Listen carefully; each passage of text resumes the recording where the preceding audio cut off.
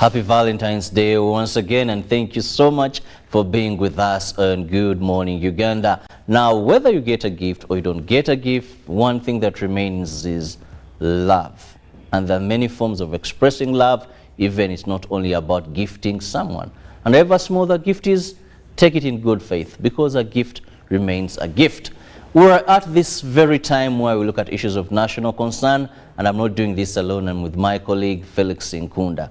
Today, I want to look at an issue that requires movement in the city, where government has given the border industry only 4 months to have them registered, or they'll have to vacate the city. And now when we're talking about the city, according to government, we are referring to the 5 divisions of Kampala. That is Kampala Central, Nakawa, Kawempe, Rubaga, and Machindye.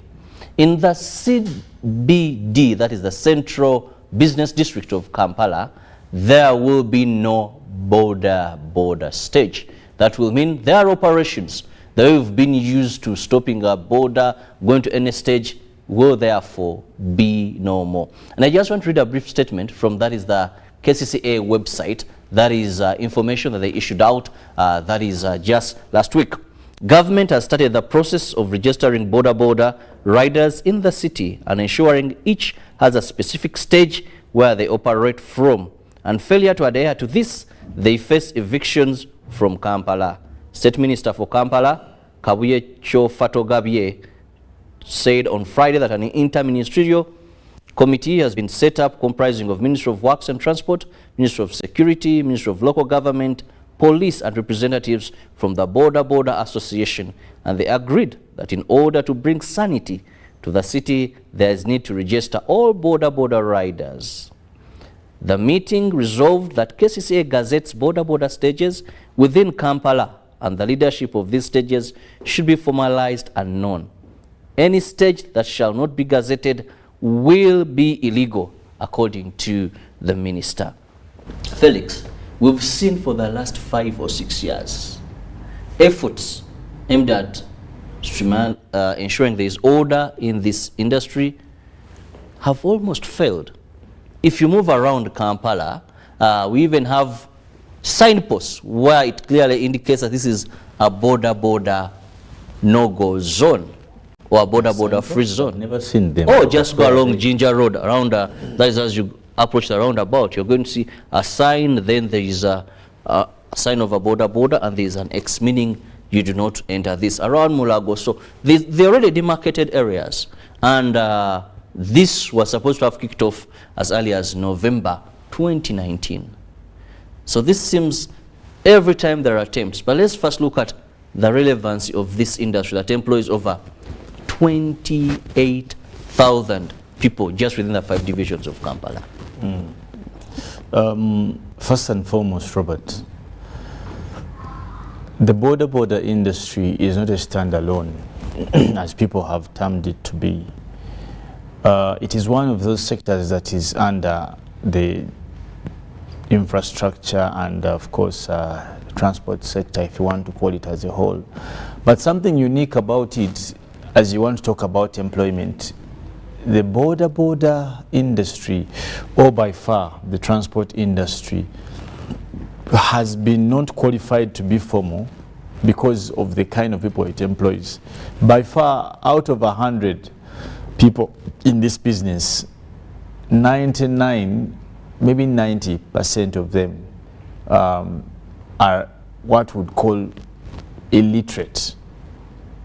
I want to illiterate in the sense of that they may not have acquired high levels of education. So you find that at least 90 out of 100 are what you would call the illiterate people who didn't have a chance. Probably maybe the farthest most of them have gone is S4 or P7. And secondly, this industry is by far also appreciated by or what we call migrants, rural urban migrants. Out of 100 border people, riders, 90 of them are not inhabitants of the city or the places where they're actually operating. They are only here because they are seeking work. Now, the third characteristic, and this is from these ones, I want us to form a discussion of the people we are looking at. The third is that 90% of the same people do not own these businesses that they are transacting in. They don't own the vessels they are using, or if you want to call them the motorbikes or the motorcycles. 90%. Remember, they are illiterate, but not in a bad way, but they have not appreciated a particular level of education. Secondly, they are not bonds of Kampala. But third is that they don't have they have a smaller stake in the kind of business they are doing. For that matter, I'm talking about ownership. Out of 100 border borders, only 10 people will be riding their border borders. The 90 are either riding for someone or on loan. Actually, now many of them are now going into this loan business, which is also in one way or the other. You have someone, one who is not very much educated. They are not from this place where they are working. They are not. They are just migrants. Most of them come from their villages, Kamwenje, Masaka. Do you mean they come from their villages daily, or because a number of people in Kampala have migrated? They are migrants. That's why. That's what I say. Because I was going to tell you that many of them are working in Kampala doesn't mean you're a city born. Some of us, Kirabo, were born in Mengo here. I don't know where you were born. Probably Molago. You know which hospital in Cebu? Oh, I was born in Entebbe Hospital. Grade B. Grade B. Yes. Now, you also not from Kampala, because that is Greater Wachiso. But some of us were born in Mengo, raised in Rubaga, studied in Shimoni. We have been around. So, when someone comes from Kabera Maido to come to those are migrants. Even if you've stayed there for 10 years, you don't qualify to be. But what my point in this is that these people are not from here. They don't own the businesses. But also third, they are not very much knowledgeable about state affairs. What does it mean? You are dealing with a very, very dangerous group, if not well regulated. One called them unavoidable evil. What evil is not avoidable? How? What do you mean? It is a necessity. You end up using a border. No. And it has almost become like part of our daily lives. That even if you have a car, many families, Felix, have that border man they are attached to. Presumption. Maybe you get home and you want something, and you call him and he'll bring that. For third world countries. You see that some of the signs that we are indeed a third world country. How do you say it's a necessary evil? Because when you go to the casualty ward in Molago, you find that almost 90% of the people there are victims. Accidents in terms of some of the robberies we've had. Anyway. These are the vessels are being used. So we accept there are so many dangers and challenges. But also the goods what I wanted to bring out when I try to bring those three characteristics is the fact that try to paint a picture for the kind of people we are dealing with. Now, once you understand the kind of people you're dealing with, you need to know what to give them, what not to give them in terms of policy and law. Now, at inception, this that you see was never envisaged. You get it? When you talk about 4 months, you're saying these people to register and whatever. Let me tell you, between you and me, you know how hard that is going to be. We have given you three characteristics. One, let's start with the issue of ownership. Now, border on a loan process, whatever. What do they do in case they can't be registered? Because remember, they don't have a card of that border. And on top of all those things, because I told you some of these people are a bit illiterate, they don't even have the credentials to be doing the job they should be. Actually, you'll be surprised, out of 100 borders you see, only probably 15 have the credentials to be on the road. You had the statement by Brother Owesigiri. That's why you see these borders that you see every police station. It's because people don't have the paperwork. They don't even have the permits to be on the road. Yes. Now, as you come into these things, processes of wanting to decongest the city, you want to maintain sanity, you want to organize the border, what are we starting with? I think the first process should be how available are the credentials they need to become legitimate. Like one, permits.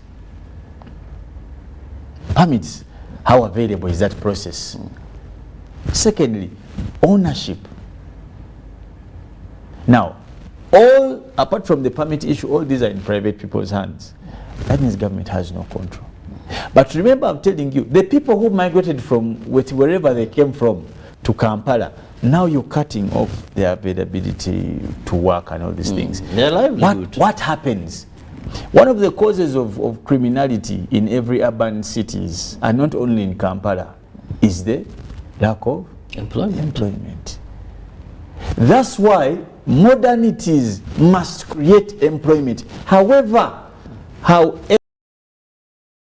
minute such employment will be, but it must be there.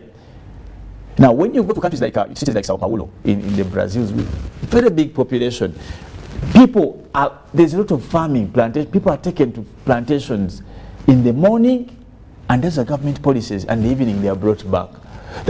But in this case, once you try to decongest the city, but the results are unemployment, you risk.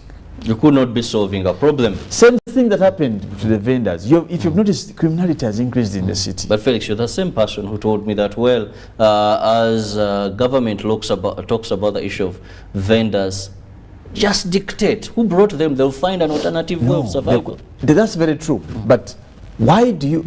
The timing is also important, Robert. Because for the borders, if you wake up, your stage has not been gazetted. For all that time. Yeah. We should have used this time that people were already at home. Some of them have, maybe they should have started planning. Because they would have known that when they will reopen. Remember, this thing came, somehow was being brought, that borders won't return to come. Remember, some were talking about it, KCC talked about it and what. And then people have already been accepted to come back. Some have even bought new motorcycles. Some of them have just gotten loans. But before, why didn't you do that? That only as we unlock the country, the economy, only the people who have A, B, C, D, something even for vendors. But people have already invested, gotten loans. Then you come and kick them away. So I think the picture, the plan is good. The bigger picture is good to have borders off. But the processes of implementation, and that's why you've seen most of the times, it looks like it is segregative. And that's why the sentiments you'll hear from the border posts that Baturuanisa, because what then tribal issues will come, then all these things, because of the unsystematic way of handling this. 4 months are going to end and registration will not be complete. I've said this from here, you'll see.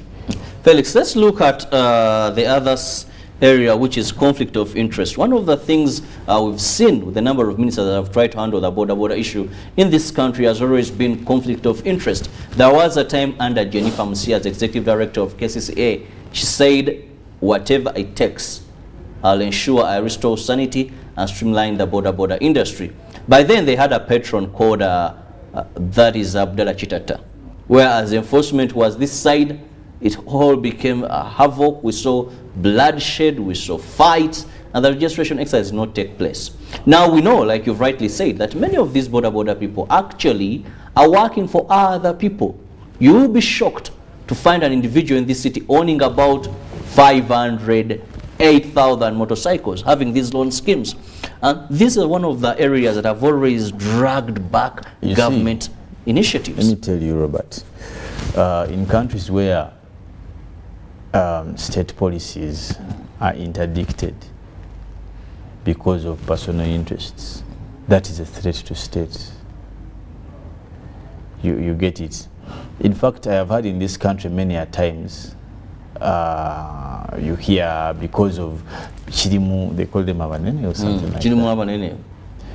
But there is no Munene than the government. There shouldn't be. And if there is, that is a discredit to government. Because we believe that by the time policies come out for enforcement, they are well thought, and they are planned, and they are legal. That is the expectation, unless otherwise. Now, if all those things have been done, how do you say that? But however, it is the duty of government to plan for its citizens. It is duty. That's why last time I said, it's just a matter of people coming up to say, move on.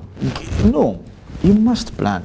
For example, and this border thing, if it is employing for you over 50 just within Kampala? Let's say generally in the country. Oh, yes. About 50,000. Robert, that is covering a big gap. Yeah. And those jobs are not like that is also a potential for governments to earn. As you see, as long as people are part of the economic chain, the government can. Now the question is, as we regulate this body, how do we also earn from it? It's a win-win. Let them take something home, but also government, let's take something home. The big question again is, how sustainable are these policies? When you talk about the challenges that come with enforcement, one, selective.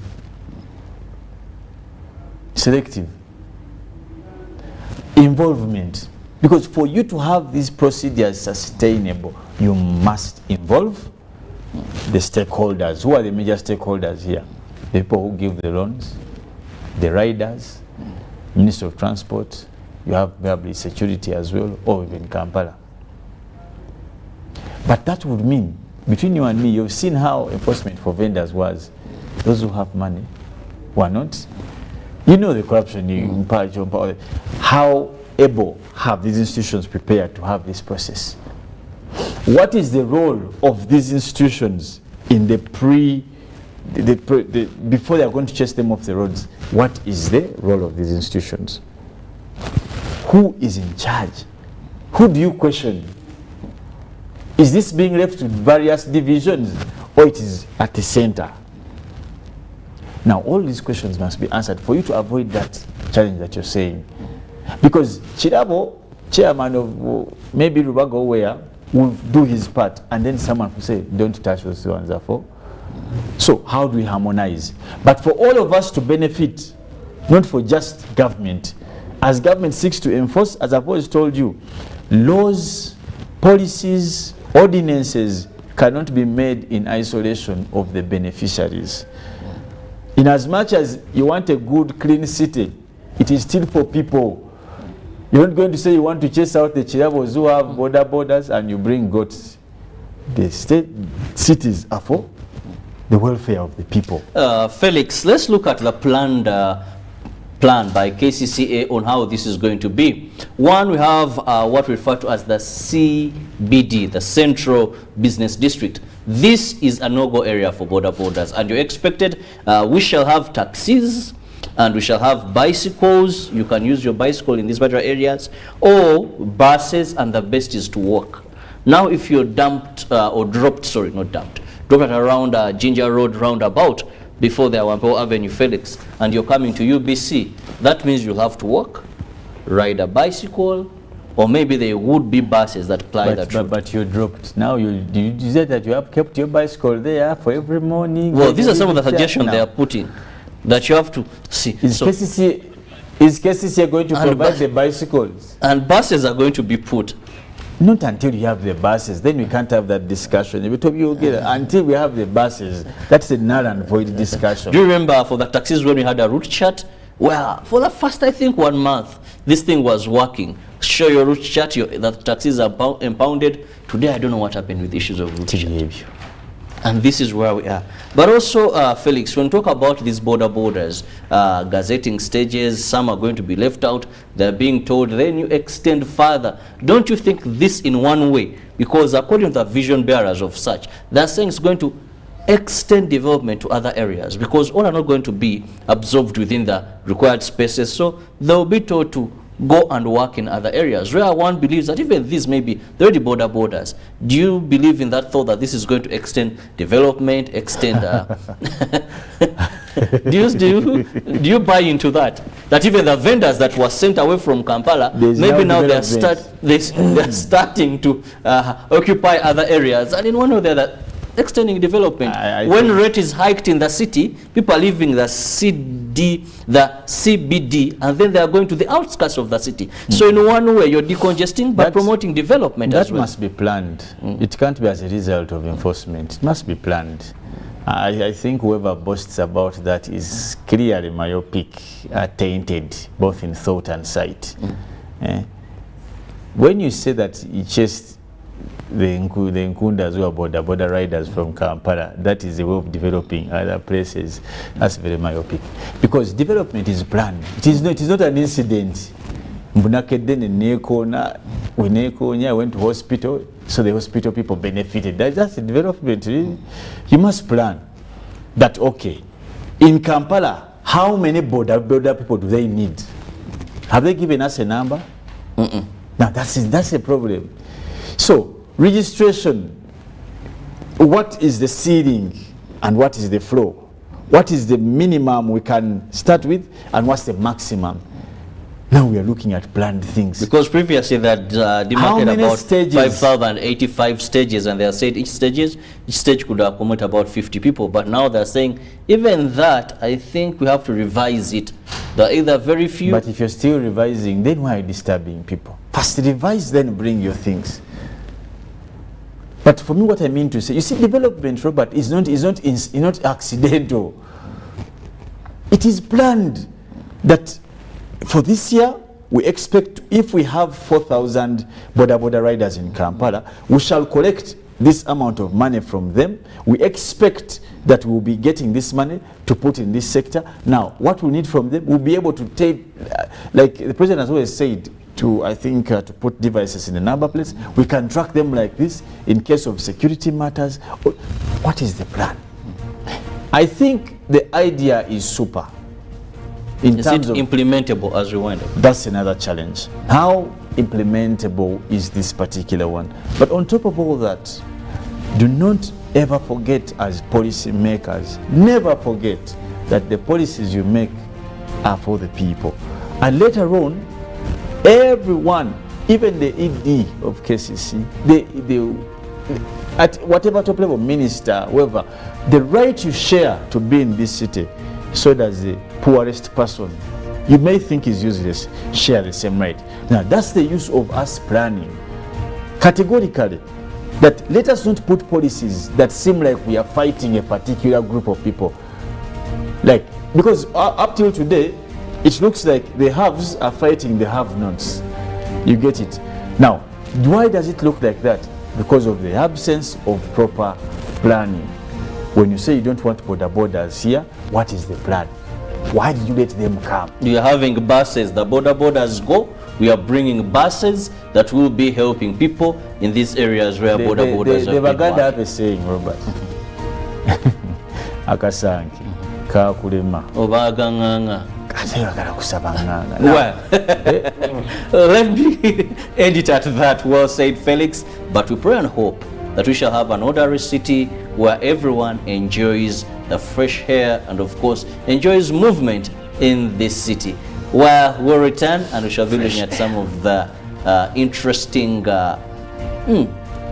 headlines there in the papers with the beautiful ladies. And, of course, later we shall have traffic updates. Good morning.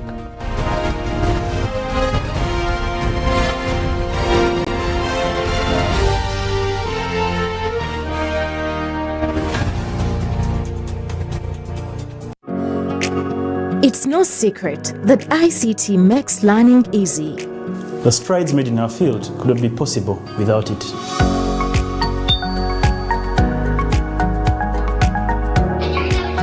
And now we can watch our favorite shows. My radio is my best friend. UCC provides an enabling regulatory environment and policy guidance for healthy competition.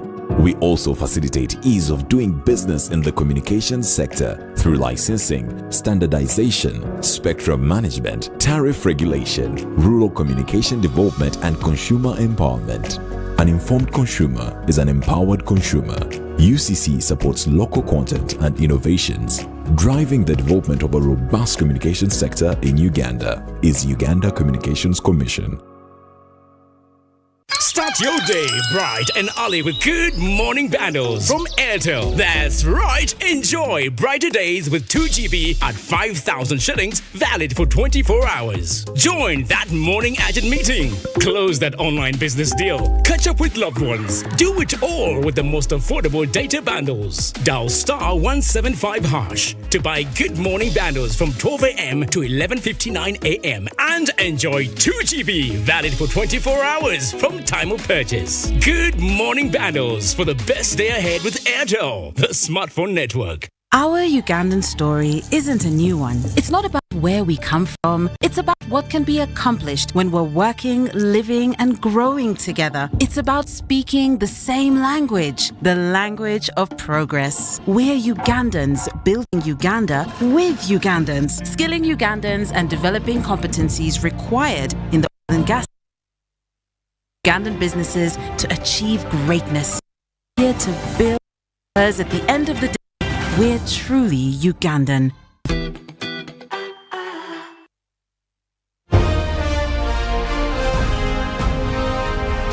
Live from UBC Studios in Kampala.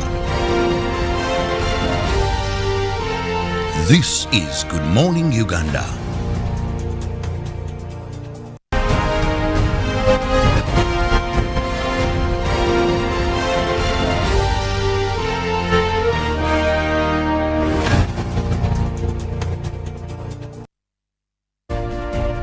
Well, now in the big headlines, the Daily Monitor, police busts plot to kill 3 clerics. Now, of course, the suspects are ex-members of the Universal Apostle Fellowship Church of Righteousness who are accused of plotting to kidnap and kill faith leaders in a suspected leadership wrangle.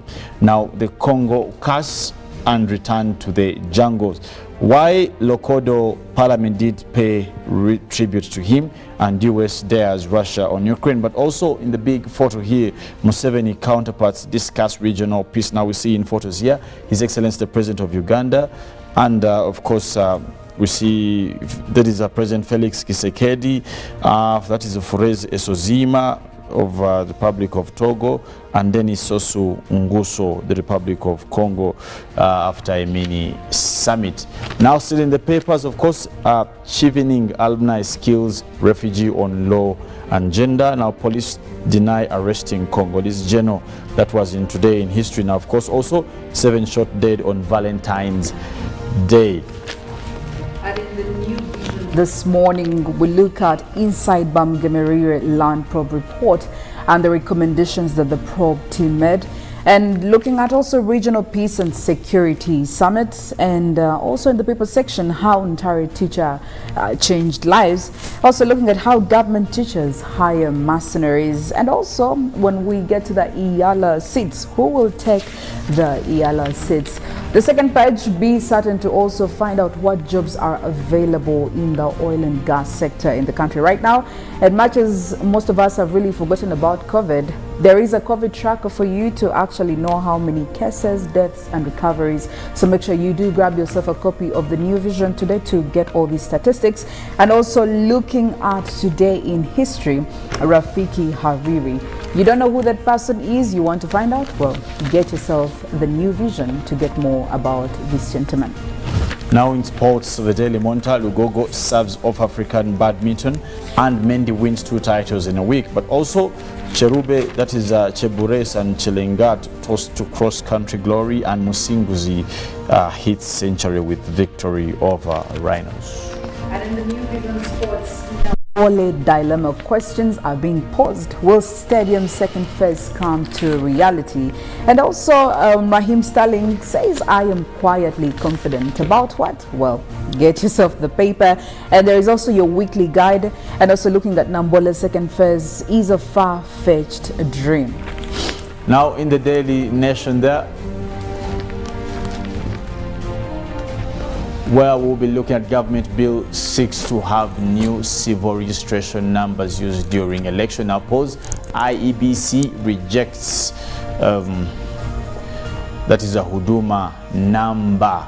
Well, there are many of the stories will touch the base for elections to come. And of course, fiery disaster at escapement there, where we did see a fuel tank burst into flames in Kenya Quite sad, but also get yourself papers or copies of these papers to get insights of some of the stories beyond the headlines. And I will go now onto a poll question there with Philo, who will be touching base and telling us what your reactions have been about the same. Well, this morning we did pose a question up to you. How can opposition in parliament work with government to foster economic growth? On Twitter, coming from you, Tony Kent Chaze, you're saying both should start seeing themselves as the leadership that Uganda needs. One is in power, the other is in the making. That is advisory, alternative and not enemy as portrayed by the word opposition. Now, as long as differences escalate, a common stand is unachievable. And from you, Sultan from Bale City, you're saying, good morning, UBC. I think opposition should stop criticizing the government, but only to talk about constructive criticism which motivate and develop the economy. Therefore, I urge opposition to get involved in building Uganda to middle income economy. Thank you so much, Sultan. Well, the morning poll question is still running, so feel free to give us your 2 cents. We will be getting into all that much later on as Good Morning Uganda still goes on. Now, getting to the traffic updates, what's happening this Monday morning? It's a fresh new week, it's a new day.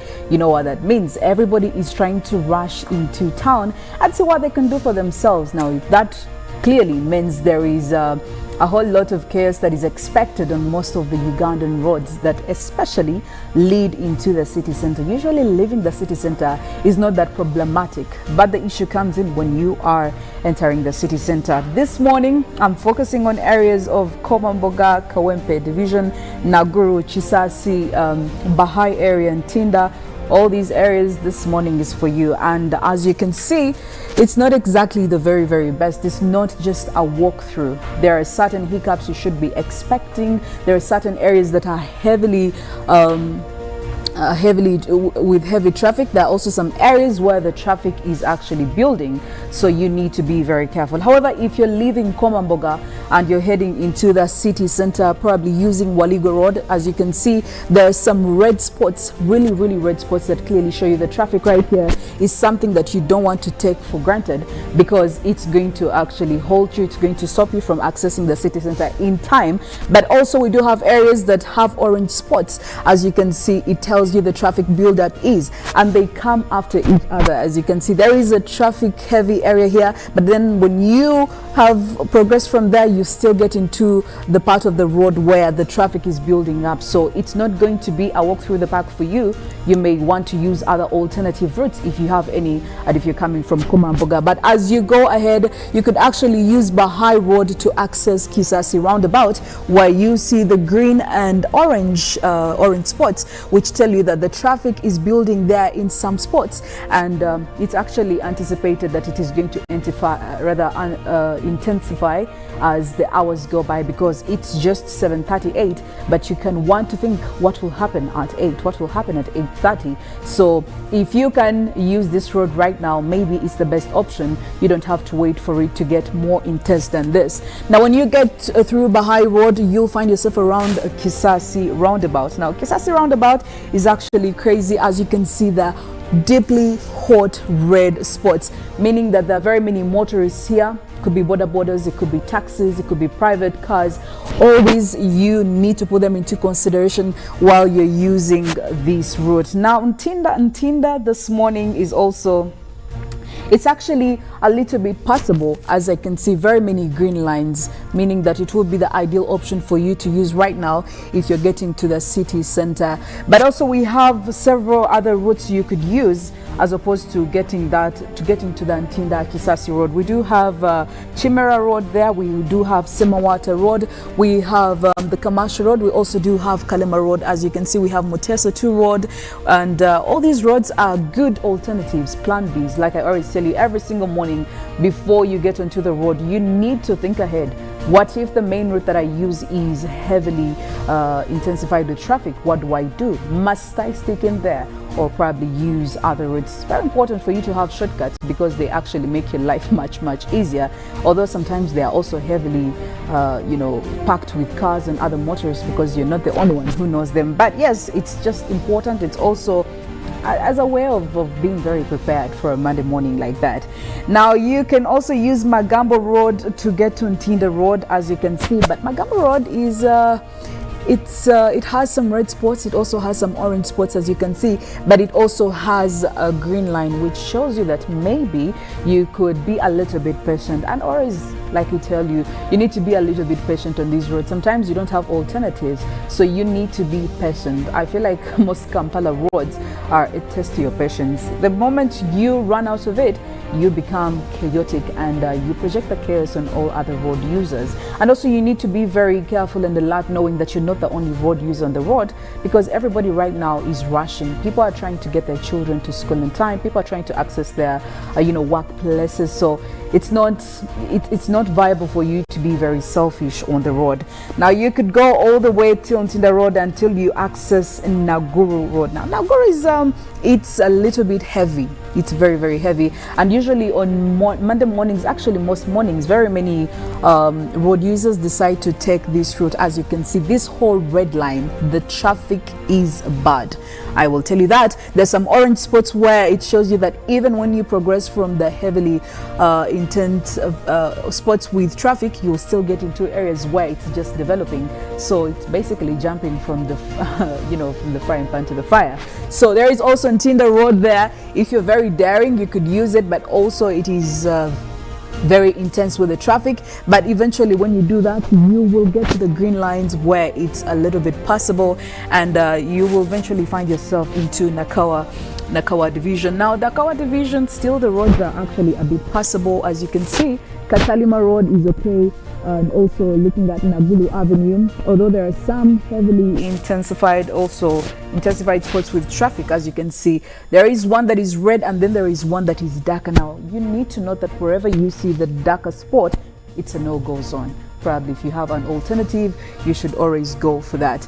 And when you go through all this, eventually you get to Lugogo, and that connects you to the Kampala Jinja Road, which eventually takes you all the way to the main road, that is Kampala Road. But this main road, I never want to tell you to use it. As you can see, it's always crazy because very many road users, we have people coming in from the Jinja Highway Express. That means that traffic is very intense. There are very many road users, and if you use that road every single morning, you actually know that it is characterized by traffic for the biggest part of the day. So you don't want to use it. If you can actually access the city center without having to get back to this road, that would be the ideal thing. It would be very smart of you. So if you're coming in from Nkunda, you're coming in from Kulambiro, you're coming in from Komamboga, well, that is it for you in your area code. So maybe you need to be informed. You can tell your friend, you can tell other people who have probably not left home to start probably thinking about other options to get to the city center. But every Monday morning, usually most of these roads are very heavy, so you may have to exercise a little bit of patience, like I have made it a chant to make sure that you get to the city center. Or if you cannot be patient, as always, you are advised to wake up very early, or leave your home much later on when the traffic has gone down a bit. Well, that's it from the traffic updates. But Mollen, there is something I found out this morning. I never knew this happened. I actually did find out that there are seed banks, I think is it in the North Pole, and several countries get there to deposit their seeds, probably to use them in the future. And Uganda is also in it right now. Uganda, Sudan, and they're taking their seeds. Did you know about this? Yes, because if you look at how the world is moving with wars and of course not to mention climate change, yes. I mean, it's only fair that we have some of those things preserved for the future, because you look at all these uncertainties around our species, and I'm glad that we have technology that can store that for future generations. And obviously I'll be diving into that story just a little bit later on. But I think it's a good thing, and to know that Uganda is also now for the first time considering really making deposits in the vault. That is huge. I feel like, I don't know if you know about granaries. I don't know if you studied about granaries back in primary in SST. I feel like this is the modern granary where Yeah, we did store excess produce and other seeds, you know, to be able to use in the much later on future. But well, I think that's a very good move for Uganda to be very futuristic. You think about what will happen to us as a country. You think ahead. I think it's very smart for us as a country to be very considerate and being very intelligent like that. Well, that's it from the traffic updates this morning. I leave you to Mollen, Kenyena, who will be taking you through the weather forecast for today and also be giving you more about what is happening in the climate area. Good morning. My name is Philomena Mastiko. Well, away from the traffic, we want to dive in and take a look at the stories that are making headlines in the world of weather and climate news. And before we get to that story of the vault, we are used to vaults being in the bank, but well, they're there also for nature. But first, we look at what is happening in North Carolina, that is in the US. We're looking at more of the sea level rise. And so far, we're also seeing buildings that have collapsed into the ocean because of the sea claiming a little bit of the coastal shore. Now, this is not the first time that we're seeing instances like this. We have had in the past looking at how the waters are now claiming land close to the seas and oceans. And the US is just not the only area.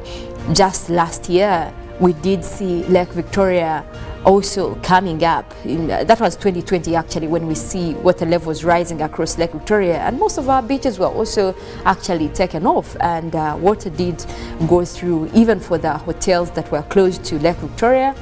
There was still at least a portion of that was, you know, within the boundaries of the lake. So I think that we are in times where we're looking at more and more of these events, meaning that while we're talking about issues regarding climate change, we're also looking at what has been the effect of that. And one of the most common ones is, again, sea level rise that we're seeing. The water levels are rising, and that means that it is going to be claiming much more of the situations across the lake. Now, you look at housing, of course, you look at the happening areas like beaches. Those are the areas that are in the hotspots and facing all the dangers of having sea level rise. But we still talk about the fact that people should be avoiding building close to, you know, the water bodies, because at one point, you know that this is a territory, this is their territory, so water will always claim its way back to the shores. So you have to take the recommendations that are done by ministry, and I know this is always done, the assessment is always done, and we did have Ministry of Water here also go across and telling people on how much land should be left away from the lake for building. So I think while we see much more of these events even happening across the world, we should rethink having buildings close to the water. How far should you go? Because sooner or later, these waters are going to claim their land, and it will be a catastrophe. You don't want that in the future. Now, talking about also weather events, we do have the Winter Games that are ongoing in China, that is Beijing. Now, what is interesting about the Winter Games and the story that did come out this morning, actually also for Saturday, is that most of the games that have been played at the Winter Olympics have been, put across with artificial snow. Now, while they were dealing with the artificial snow, there did come a real thing. Now, the real thing is that there was a heavy snowfall starting Saturday, and that disrupted what they had, because when you put up artificial snow, that means you're also putting ingredients to make sure that the snow doesn't melt. But in the event that you now have the real thing coming in, there is a heavy snowfall, that means everything is really, to a standstill. And a lot of games had to be postponed from Saturday. Some of them were pushed into Sunday, but we're seeing that also still there.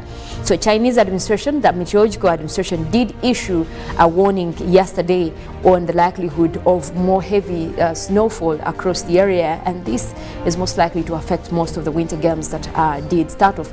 Now, you look at the fact that since the games began, that was on February 4th, there has been most of these games done on artificial snow. But now you have the weather coming in, bringing in much more of that snow, and now being forecast that it will stay for quite a while.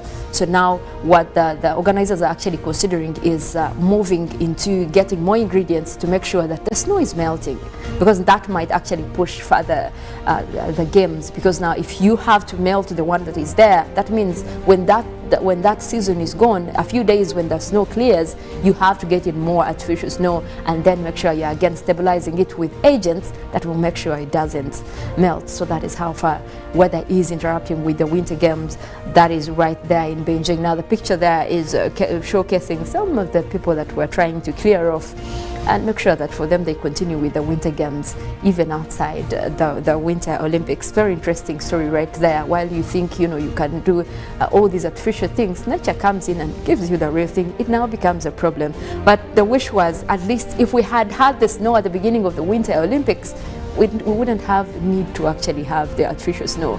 But it's coming at a bad time, and that is what is becoming an issue right there, disrupting the area.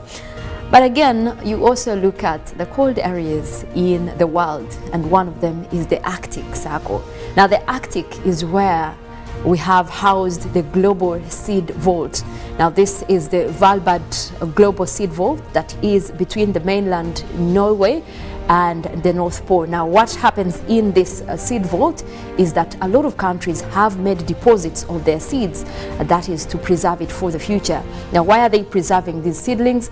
It's because of what is happening across the world, not to mention the wars that have been ongoing that could lead to destruction. Of course, the extreme weather events, we look at climate change now, but also destruction due to wildfires. This could lead to a lot of extinction when it comes to seed species. Now, this Svalbard Global Seed Vault houses at least seed banks from over 89 countries, 89 seed banks from across the world. Now, it is believed that at least close to 1.1 million seeds are being kept in the vault, and also that is approximating to nearly 6,000 species of seedlings that have been housed in this vault. Now, for the first time today, actually, we're going to have deposits from Uganda and some of the rare deposits that have been made also from Sudan. 5 countries are making deposits today, that is Uganda, Sudan, we have Germany, we have New Zealand, we also have Lebanon also making their deposits today. The interesting thing is that now we have new species that are coming into the vault. We have millets and sorghum, and also for wheat. Those are deposits that are being made. Now what is also interesting about these new deposits for today is that we have some of the agricultural research centers that did make deposits in the past, and one of that I think is the International Center for Agricultural Research in Dry Areas. Now this particular center did make deposits in the past, but they made their withdrawal in 2015. Now what happened is that they had their headquarters in Syria, and if you remember the war in Syria in 2012, that destroyed a lot of their collection in the seed banks. So they did withdraw in 2015 to make sure that they can put back in their collection.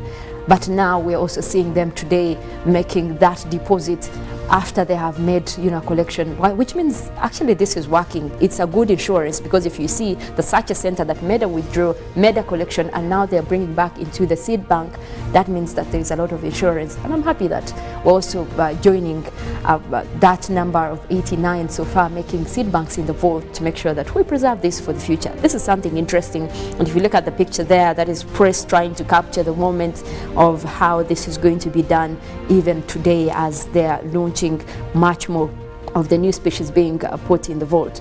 We did know vaults for actually being in the bank and securing people's money, but there are a lot of things that are being considered today, and one of them is considering the fact that there are changes in the world, there are changes in the environment, in our nature. You can only just preserve for the future. If we sit back and relax, we could lose some of these things. So I'm glad that we have the technology to do that. And the Arctic is actually the best place to have this stored, because guess what? It's the place where we have all the snow, the temperatures are always cool, so that means that this can be preserved.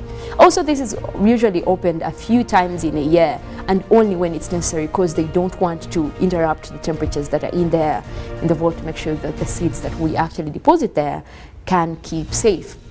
And away from that, we'll come back, still look at the satellite over Uganda and see which weather we are starting with this morning. I can tell you one thing, we still have that dry weather across the country, and most of the areas that are dealing with it, we look at northern Uganda, eastern Uganda, And for the last couple of days, we have been dealing with a lot of dry weather conditions over that area, taking in parts of the central as well as northwestern part of the country. Arua also starting off with quite some cloudy conditions, but much of that is clearing westwards, so meaning that we will be looking at much more of dry conditions this morning. Well, what is interesting is that we do have that rainy system that is developing close to Lake Victoria. Now, that did start off earlier in the night from Lake Victoria, and that is still moving westwards, covering a little bit of western part of Lake Victoria. That is Mastiko right there. Even as we speak, we do have some quite heavy clouds developing over that area, and that is bringing in a little bit of rains even as we speak right now across that area.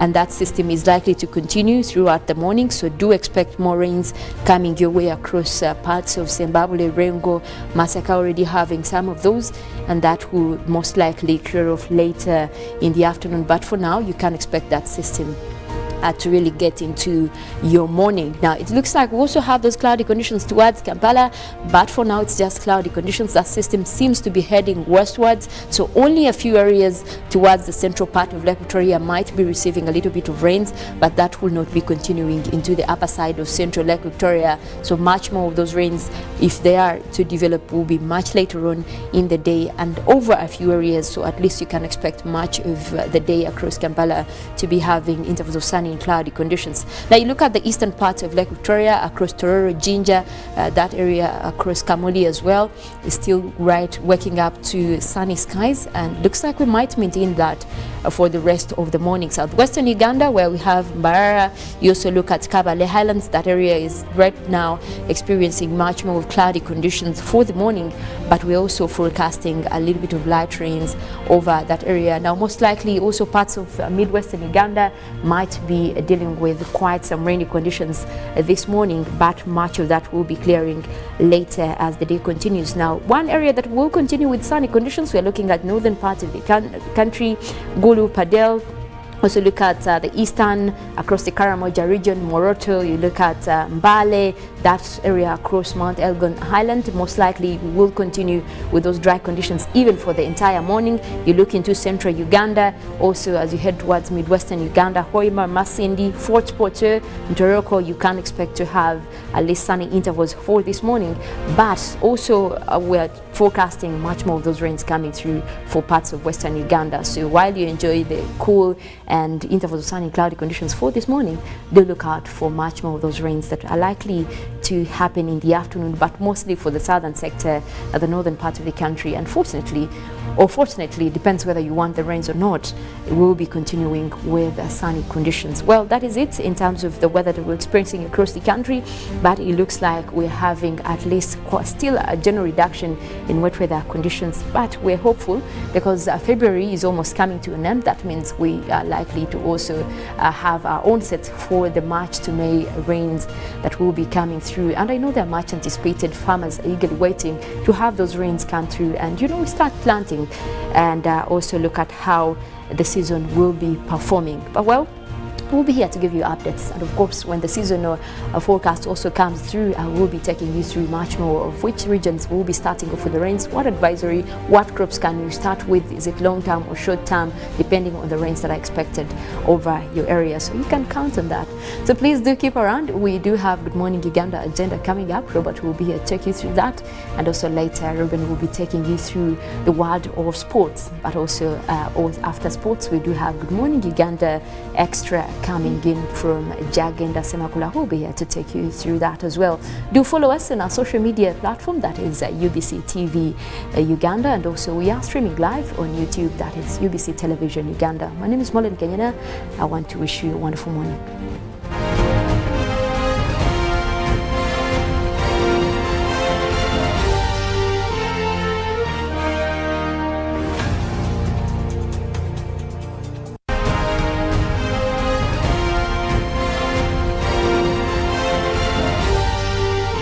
This is Good Morning Uganda.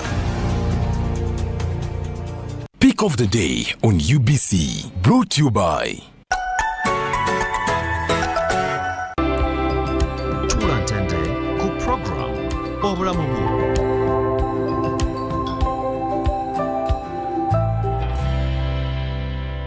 was brought to you by Just use MTN to make calls, send SMS, load airtime, buy bundles, or pay for MTN subscription services. Everywhere you go, MTN.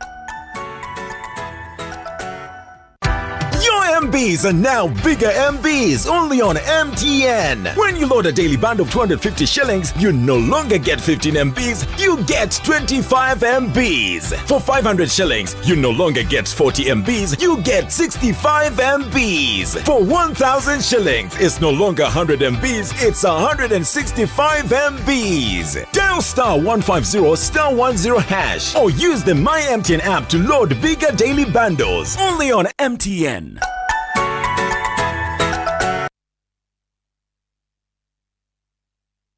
Patriotism is a feeling of love, devotion, and the willingness to sacrifice for one's country. I say no to corruption because I put my country first. I choose peace over violence because I put my country first. I love Uganda. I serve Uganda. I sacrifice for Uganda. I'm loyal to Uganda. I love myself. Be patriotic. Uganda first. This message is brought to you by the National Secretariat for Patriotism Uganda, Office of the President. Start your day bright and early with Good Morning Bundles from Airtel. That's right. Enjoy brighter days with 2 GB at 5,000 shillings, valid for 24 hours. Join that morning agent meeting. Close that online business deal. Catch up with loved ones. Do it all with the most affordable data bundles. Dial star 175 hash to buy Good Morning Bundles from 12 a.m. to 11:59 a.m. and enjoy 2 GB, valid for 24 hours from time of purchase. Good Morning Bundles for the best day ahead with Airtel, the smartphone network. It's time to teach. Schools are open. In these days of COVID-19, teachers are not only giving knowledge, but protecting themselves and their students from the virus. As a teacher, you must ensure that students follow the set SOPs of always maintaining a distance of 2 meters from others in classrooms, dormitories, entertainment halls, school vans and playgrounds, wearing a washed and clean mask every day that covers their mouths and noses, and regularly washing their hands with soap and water. In addition to that, you must counsel students about stigma related to COVID-19 and discourage them from violence. Any violence against students from classmates, teachers or parents should be reported immediately to a school administrator or senior woman or man teacher for correction and further guidance. Ensuring everyone's safety is key, so make sure students are out of class by the official closing time. Let's share knowledge, not COVID-19. This message is supported by the Ministry of Health, Ministry of Education and Sports, and UNICEF. Stay safe. Start the year off with My Airtel 4G smartphone. You get to enjoy free 1 GB data valid for a month and 100% bonus data every month for 3 months at only 250,000 Uganda shillings. This includes free data spread over 3 months worth 86,500 Uganda shillings, making the effective price of the 4G phone 163,500 Uganda shillings only. Visit the nearest Airtel shop and get one today. Airtel, the smartphone network. When you talk about our motherland Uganda, the Pearl of Africa, you cannot fail to smile because of the smile that fills the faces of the citizens. Our nice good weather and nature that sustains us all, that enables us all to continue each in their own way because we are all different even according to each individual's work. But what joins us to become one person is the sweetness from the flavored drink Alleluia Jingati drink and Alleluia Tamarind drink. The flavor that quenches your thirst while at the same time treating and healing your body because it is 100% natural. Enjoy the drink that has got the tamarind juice in it. Made by Alleluia Reflexology, Healthy Solutions and Nutritional Research Center Limited. Get yourself a bottle of Alleluia from all shops around. Patriotism is a feeling of love, devotion, and the willingness to sacrifice for one's country. I say no to corruption because I put my country first. I choose peace over violence because I put my country first. I love Uganda. I serve Uganda. I sacrifice for Uganda. I'm loyal to Uganda. I love myself. Be patriotic. Uganda first. This message is brought to you by the National Secretariat for Patriotism Uganda, Office of the President. Raising voices. I feel happy when my mother spends time with me. I hope all mothers will like my mother. I want my mother to reach out to all mothers. She knows how important it is to be a good mother. I promise to help my mother inspire other mothers to change. In this time of COVID, what is your promise to the children of Uganda? Because a violence-free childhood is everyone's right. Raising voices. When you talk about our motherland Uganda, the Pearl of Africa, you cannot fail to smile because of the smile that fills the faces of the citizens. Our nice good weather and nature that sustains us all, that enables us all to continue each in their own way because we are all different even according to each individual's work. But what joins us to become one person is the sweetness from the flavored drink Alleluia Jingati drink and Alleluia Tamarind drink.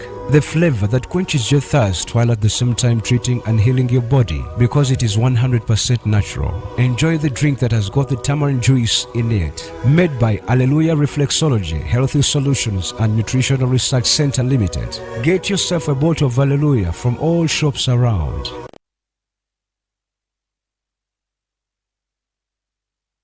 Start the year off with my Airtel 4G smartphone. You get to enjoy free 1 GB data valid for a month and 100% bonus data every month for 3 months at only 250,000 Uganda shillings. This includes free data spread over 3 months worth 86,500 Uganda shillings, making the effective price of the 4G phone 163,500 Uganda shillings only. Visit the nearest Airtel shop and get one today. Airtel, the smartphone network.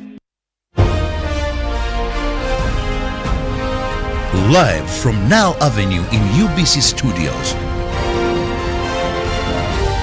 This is Good Morning Uganda.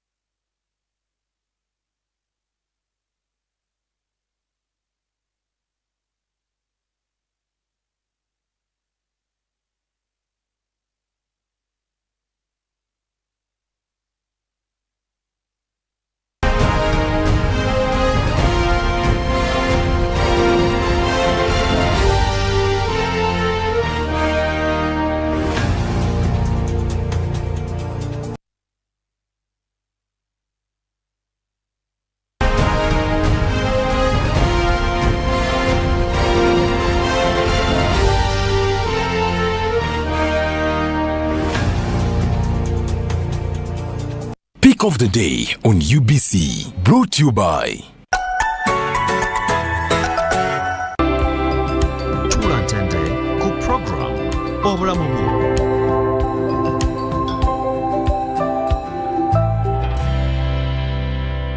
was brought to you by Just use MTN to make calls, send SMS, load airtime, buy bundles, or pay for MTN subscription services. Everywhere you go, MTN. Your MBs are now bigger MBs only on MTN. When you load a daily band of 250 shillings, you no longer get 15 MBs, you get 25 MBs. For 500 shillings, you no longer get 40 MBs, you get 65 MBs. For 1,000 shillings, it's no longer 100 MBs, it's 165 MBs. Dial *150 *10 hash or use the My MTN app to load bigger daily bundles only on MTN.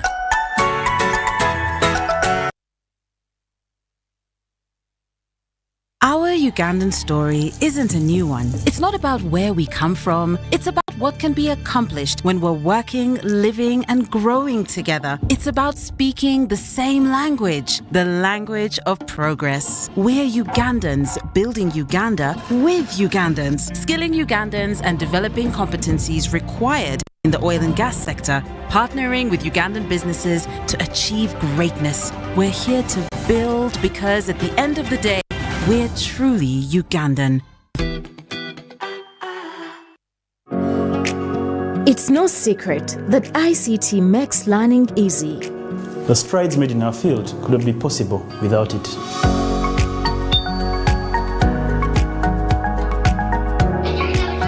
And now we can watch our favorite shows. My radio is my best friend. UCC provides an enabling regulatory environment and policy guidance for healthy competition. We also facilitate ease of doing business in the communications sector through licensing, standardization, spectrum management, tariff regulation, rural communication development, and consumer empowerment. An informed consumer is an empowered consumer. UCC supports local content and innovations. Driving the development of a robust communication sector in Uganda is Uganda Communications Commission.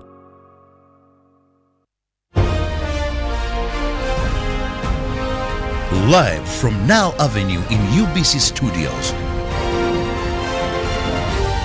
This is Good Morning Uganda.